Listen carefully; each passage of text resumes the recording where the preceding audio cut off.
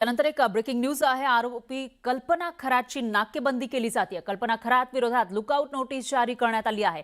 कल्पना खरात ही अशोक खरातची पत्नी आहे। तिच्या नावावर सुद्धा मोठ्या प्रमाणामध्ये प्रॉपर्टी असल्याचं कळतं आणि ही प्रॉपर्टी अशोक खरातनं भक्तांना लुटून लुबाडून बनवल्याची माहिती समोर येते। वेगवेगळे आरोप होत आहेत आणि अशामध्ये कल्पना खरात जी फरार आहे तिच्या विरोधामध्ये आता नाकेबंदी केली जाते।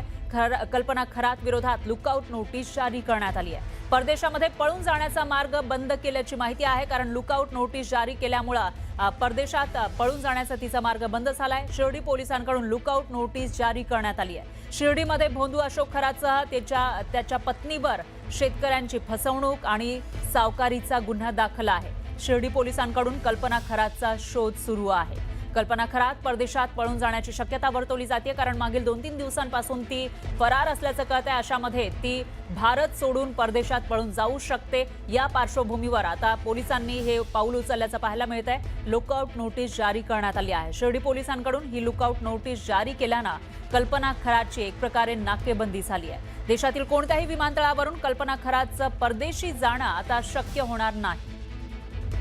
आणि याविषयी अधिक माहितीसाठी आपले प्रतिनिधी हरीश तिमोटे हे आपल्या सोबत जोडले गेले आहेत। हरीश, कल्पना खरात जी मागील 3-4 दिवसांपासून बेपत्ता आहे, तिच्या विरोधात ही लुकआउट नोटीस, याचा अर्थ नेमका काय, पुढे काय होऊ शकतं?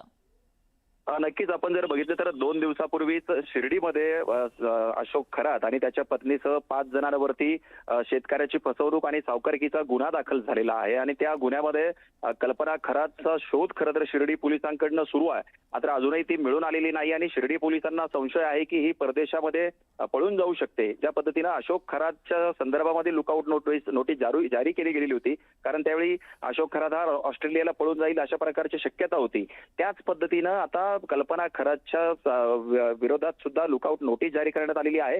विमानतळ प्राधिकरणाकडे हे सगळं देण्यात आलेलं आहे। त्याचे जे नोडल ऑफिसर आहे यांच्यापर्यंत ही नोटीस पोहोचली आणि तिथून ही सगळ्या देशातल्या सगळ्या विमानतळावरती जाते आणि कल्पना खरात हिचं कोणत्याही विमानतळावरनं परदेशामध्ये जाणं आता शक्य होणार नाहीये। त्यामुळे कल्पना खरातची खरं तर देशातच आता तिची नाकेबंदी करण्यात आलेली आहे।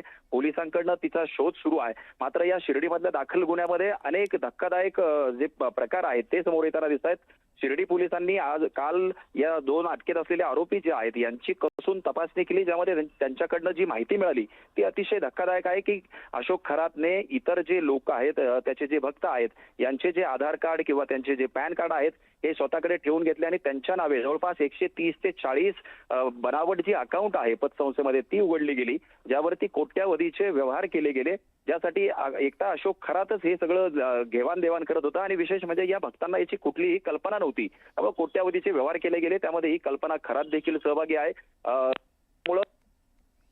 बरोबर आहे। त्याच्यामुळे आता पुढे तिला कधी अटक केली जाते आणि तिचा मागोवा कशा पद्धतीने घेतला जातो पोलिसांकडून ते बघावं लागेल। हरीश, धन्यवाद तुम्ही दिलेल्या या सविस्तर माहितीसाठी।